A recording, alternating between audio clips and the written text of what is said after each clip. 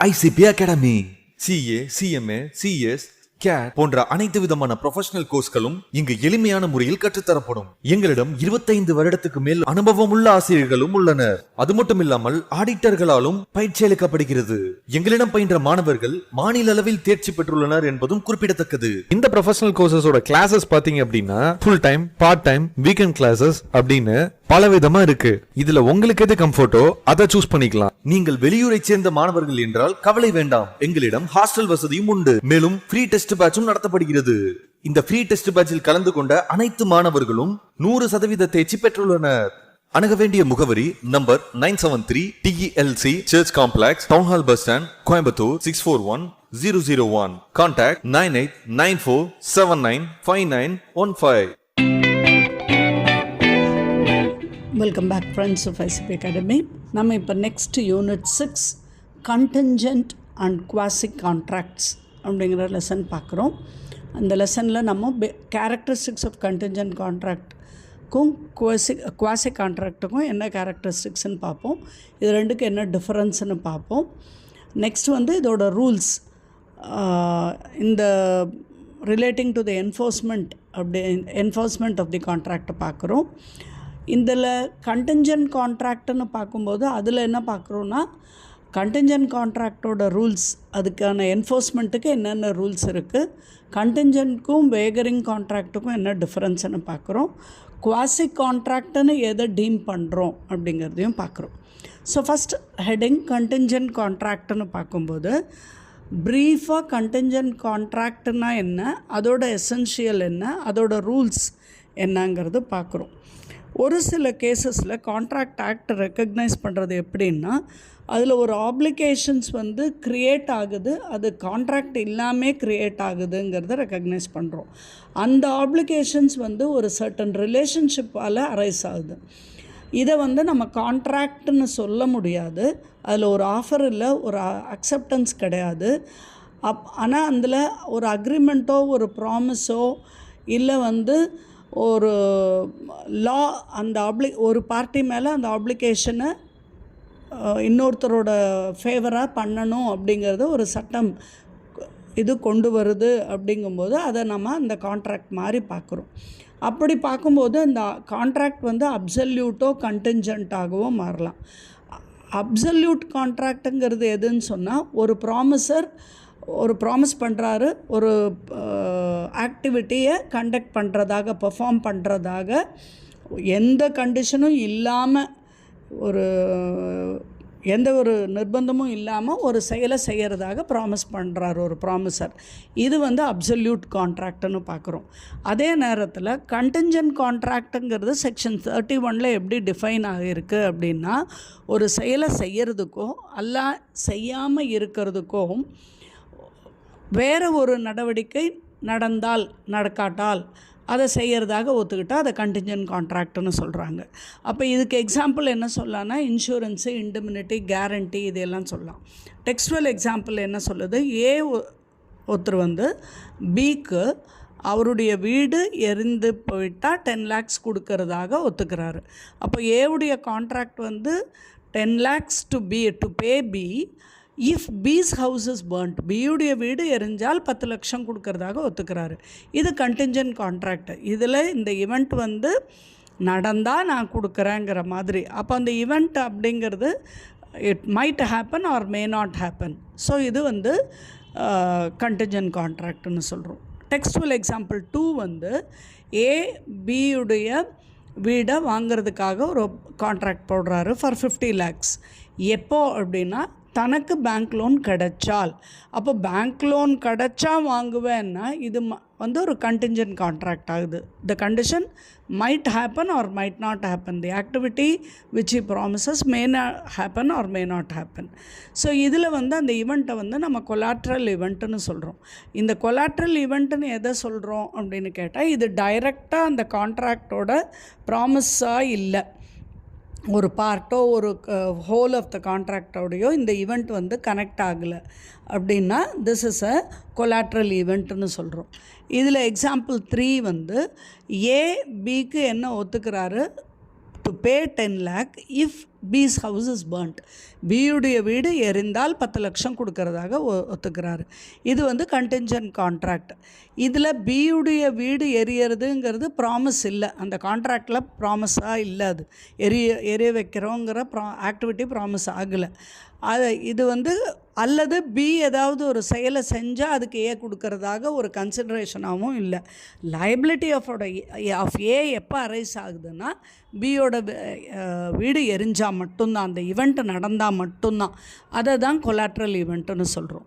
Example 4, ஏ வந்து பிக்கு அவருடைய ப்ராப்பர்ட்டியை ட்ரான்ஸ்ஃபர் பண்ணுறேன் அப்படின்னு ஒத்துக்கிறாரு. எப்போன்னா அவர் மனைவி சி இறந்தால்.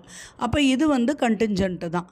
ஏன்னு கேட்டால் அந்த ப்ராப்பர்ட்டி எப்போ ட்ரான்ஸ்ஃபர் ஆக முடியும், எப்போ ட்ரான்ஸ்ஃபர் பண்ண முடியும், சி இறந்தால் மட்டுமே ட்ரான்ஸ்ஃபர் பண்ண முடியும். ஸோ இதுவும் கண்டிஞ்சன்ட் அப்படின்னு சொல்கிறோம், கண்டிஞ்சன்ட் கான்ட்ராக்ட்னு சொல்கிறோம். அப்போது ஒரு கண்டிஞ்சன்ட் கான்ட்ராக்ட் அப்படின்னா அதனுடைய தேவைகள், முக்கியமான எசென்ஷியல்ஸ் என்ன அப்படின்னு பார்க்குறோம். அப்போ performance of a contingent contract would depend upon the happening or non-happening of some event or condition.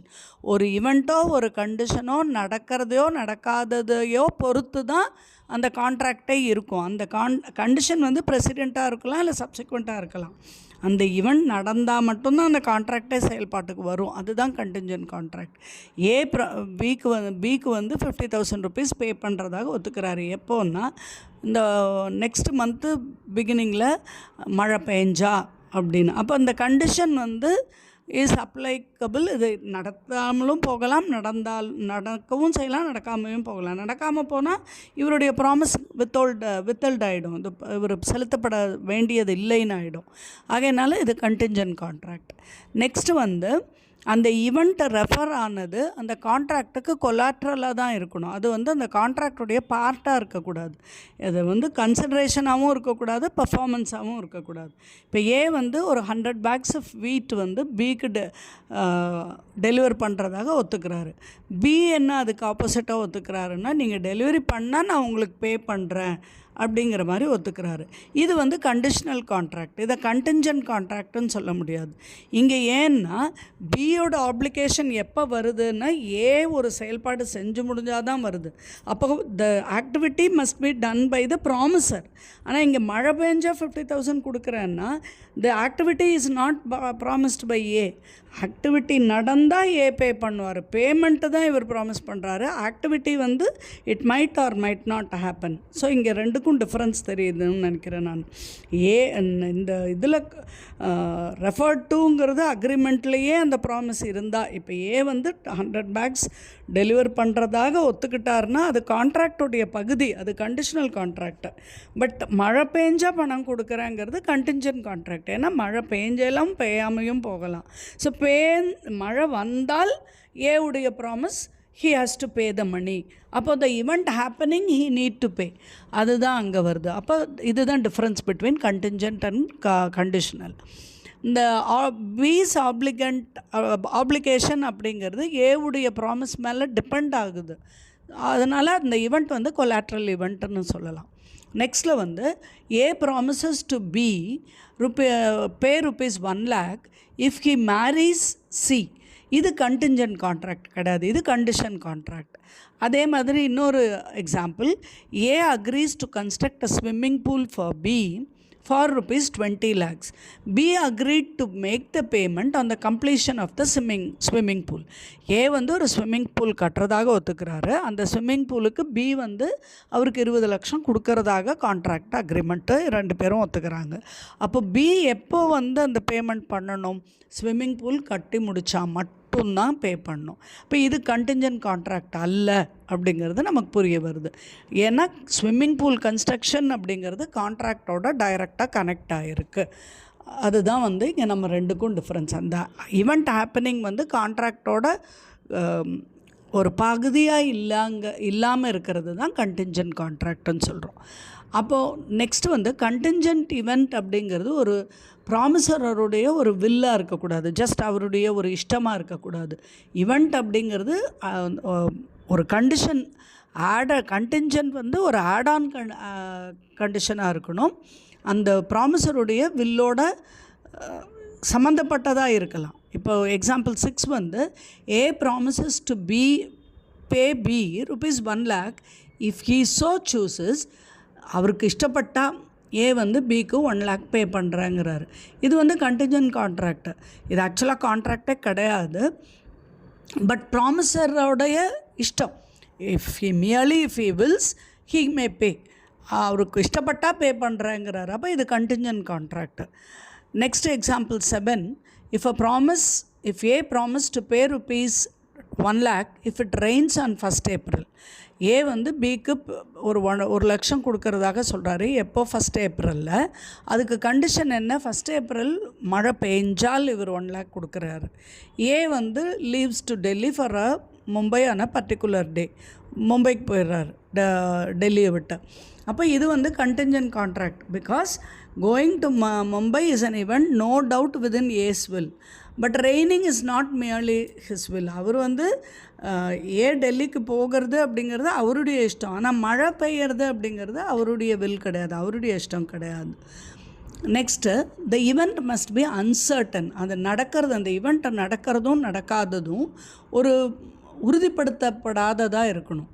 It should கம்பல்சரியாக நடக்கும் அப்படிங்கிறது உறுதிப்படக்கூடிய தன்மை இல்லாததாக இருந்தால் தான் அது வந்து contract is due to be performed. அந்த ஈவெண்ட் கண்டிப்பாக நடந்தால் கொடுக்குறேன்னு சொன்னால் அது வந்து event is certain or bound to happen. அது கண்டிப்பாக நடக்கும் அப்படின்னு ப்ராமிஸ் பண்ணியிருந்தால் அது கண்டிஜென்ட் கான்ட்ராக்ட் ஆகாது. நடந்தால் நடக்கலாம், நடக்காட்ட போகலான்னா தான் கண்டிஜென்ட் கான்ட்ராக்ட் ஆகிடும்.